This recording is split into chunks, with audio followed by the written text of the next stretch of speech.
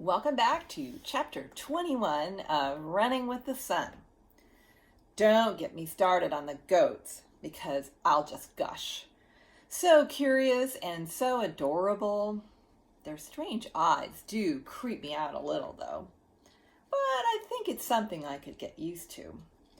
We learned a lot just from walking around and looking at all the signs. City Sprouts grows so much food that they can sell some and share some with the neighborhood. They collect food waste from all around the city and compost it in great big bins. Then, over time, it breaks down while worms and bugs chew it up and turn it into dirt that gets used in the garden. Sam also discovered the solar panels that they use to charge their lights and their electric vehicle. And guess what? They have a composting toilet right in the greenhouse. This is where all the good things are happening, Sam crowed. Can we go straight to the library from here? We need to talk to Mr. Valdez about Cope right away. Sure, Dad said. Let's look at Shay's website there, too. With all her experience, Shay might be a big help for our action group. On the way to the library, I described my problem. So, Sydney has turned into an earworm, like a song you can't get out of your head, Sam asked. Ugh. Not quite like that, but just as bothersome, I replied. No, actually worse, I said, noticing I had some mud on one of my shoes. Like, right now, I know that if Sydney were here, she'd say something mean about my muddy shoe. Huh. Like, oh, look at your filthy shoe doo-doo, Sam said, snickering. Sydney would never say something like that, though. That was pure Sam. It's very distracting, I said, trying not to laugh. So distracting that I hadn't been able to ask Shay my question.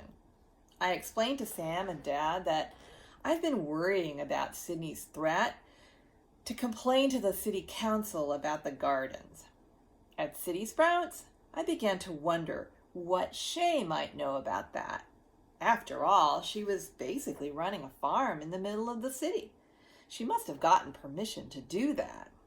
Excellent idea, Rachel, Dad exclaimed. I bet we can learn a lot from Shay. Yeah, like how to get such big arm muscles, Sam said. Did you see those? She could probably lift a tub full of potatoes over her head with just one arm. Potato tub workouts. Maybe that's her secret. At that point, we were walking through the library door. Sam realized he was using his outdoor voice and quickly popped both hands over his mouth. Then he took them off again and began waving wildly when he saw Mr. Valdez. Mr. Valdez, Sam whisper shouted. We have so much to talk to you about. We've seen City Sprouts. We've found a solution to the trees and PV's problem, and we want to know if we can cope here. Mr. Valdez invited us to pull up some chairs around his desk for a mini conference. We chose a date for our first COPE meeting, and Mr. Valdez said we could announce it at the Trees and PV's meeting. He convinced us to wait a couple of weeks until after school starts so teachers could get the word out to kids. We headed home, eager to tell Mom all about our day.